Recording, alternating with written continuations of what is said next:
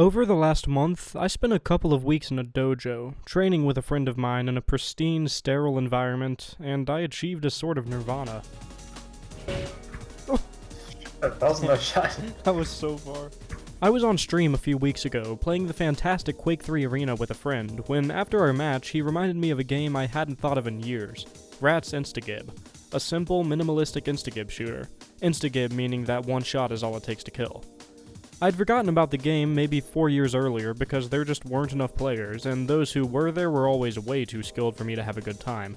However, I was ecstatic when my friend Lonkus brought it up to me, because it was the first time I'd ever heard someone mention the game without me telling them about it prior, and because it was just such an awesome game.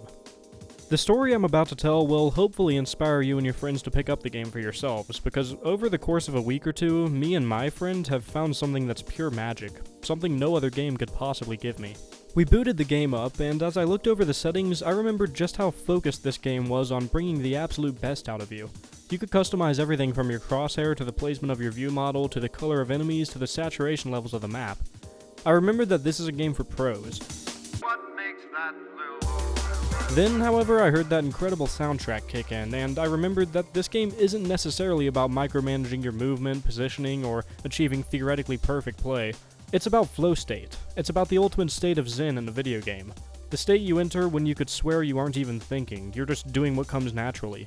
When you're letting your instincts take over.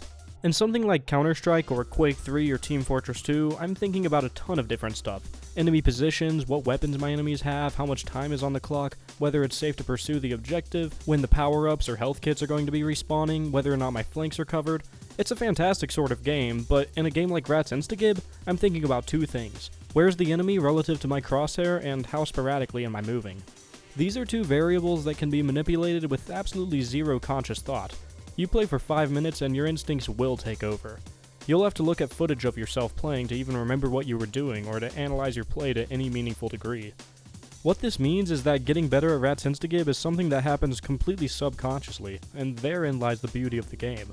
Over the course of my first game with Lonkus, our conscious minds were having a casual chat about how awesome of a coincidence it was that we both knew about this game and how great the music was, occasionally taking a look at what our unconscious minds were doing with the mice and keyboards, and remarking on how elegant, minimalistic, and simple the design of the game was.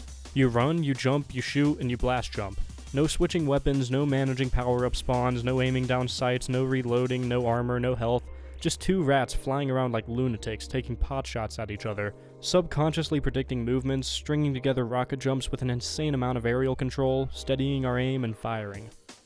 I've been playing movement shooters for as long as I've been playing video games, and while the truly hardened among you will roll your eyes at my aim and movement over the course of this video, in terms of being casually challenged by my friends, I'm pretty damn good at this sort of game.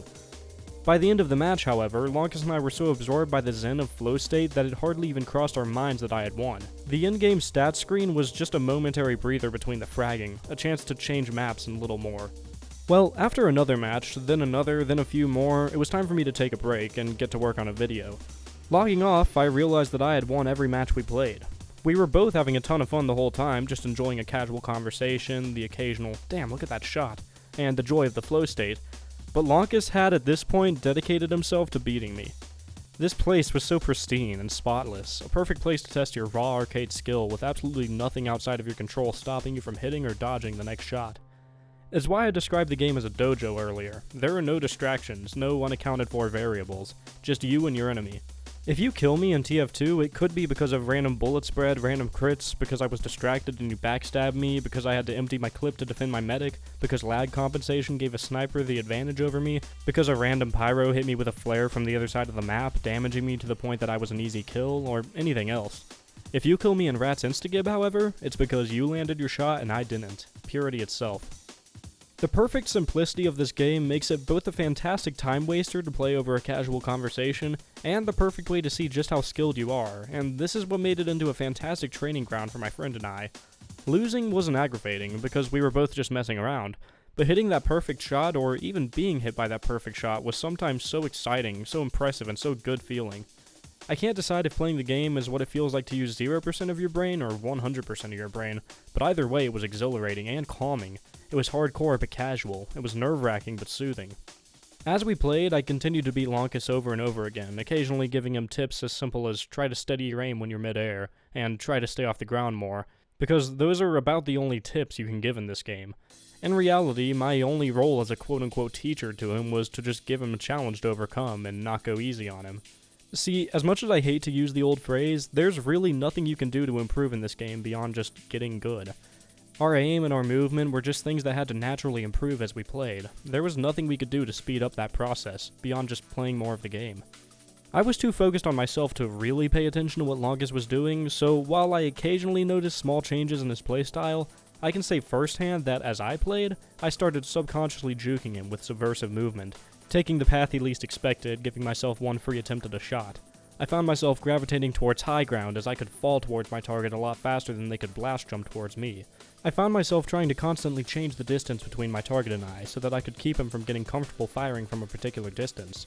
Again, I wasn't thinking things like, that shot was pretty close, time to close the distance before his next shot is any closer. I was instead thinking, go, alright, what, that missed? Alright, go, stop, go.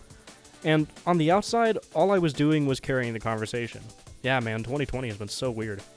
Well, it wasn't long before all we were talking about was the game. Man, that shot was insane. Were you recording? Yeah man, it's all about keeping your movement unexpected. Damn, that was so close. Yeah, this map has a lot of these long range areas, easy to miss. I just like to bum rush you, then back off if I miss the first shot to keep you guessing.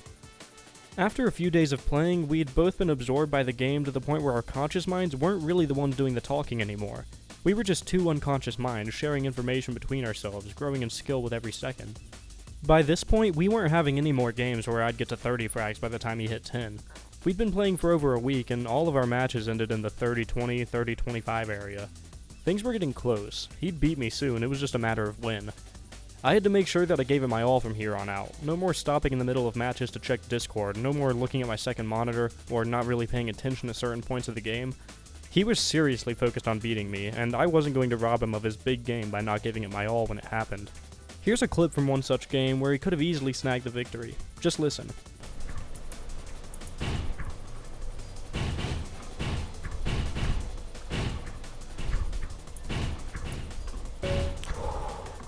That perfect silence between the two of us, both extremely focused on that game, and that little exhale when I finally get the frag, I've had few experiences in a game that were so intense.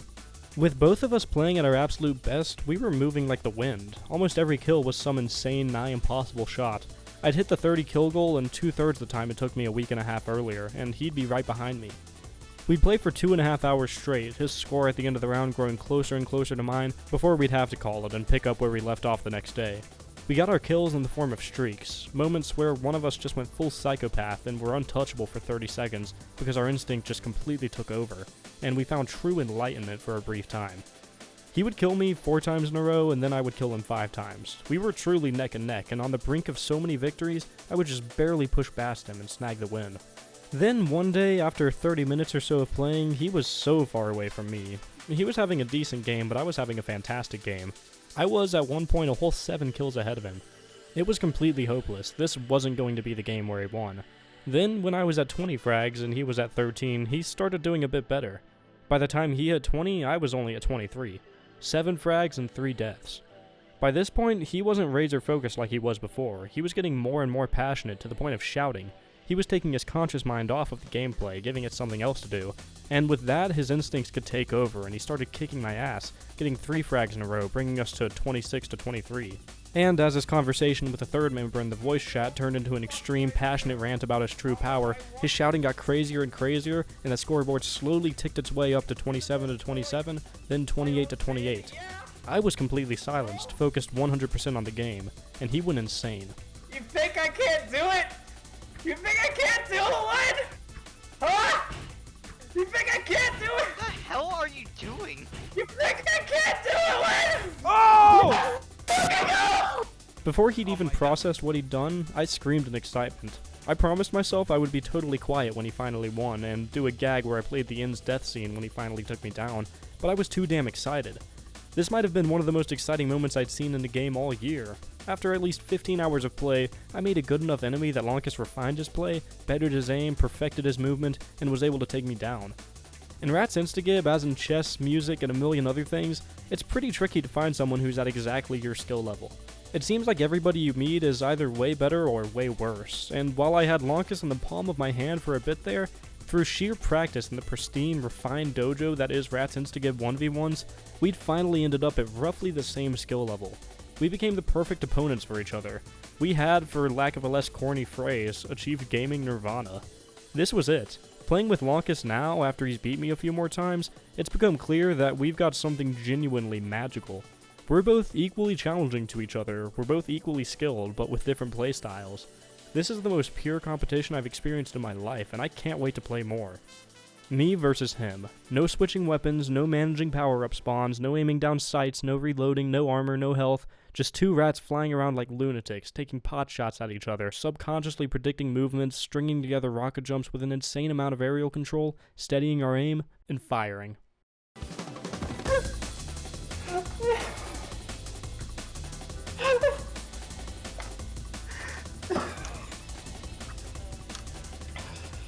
Spirit of the forest, I thank you.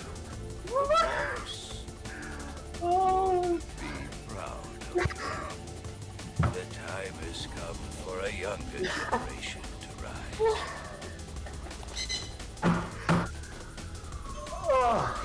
I've been wandering. Can I have some word as to what's going on? Journey comes to a close. Oh, I'm gonna get evicted from the dorm. To end it all. Oh my fucking god. I have Oh my. I can't. I'm losing blood in my hands. form Allah. My fucking. I hit the desk so goddamn hard that like fucking keyboard keys are all around my desk, and I disconnected my mic.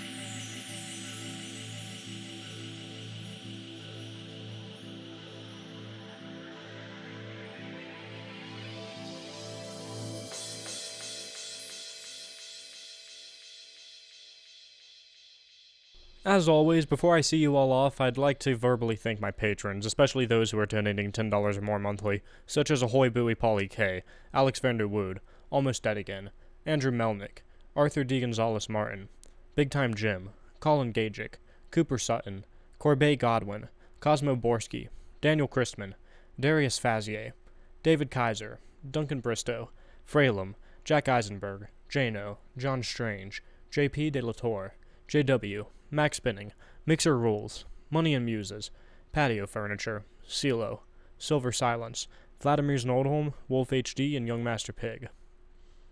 Like I said in the previous video, I've got some very exciting stuff that's going to be happening soon. Again, don't want to talk about it yet, but it should only be probably by the start of December that it's rolling out.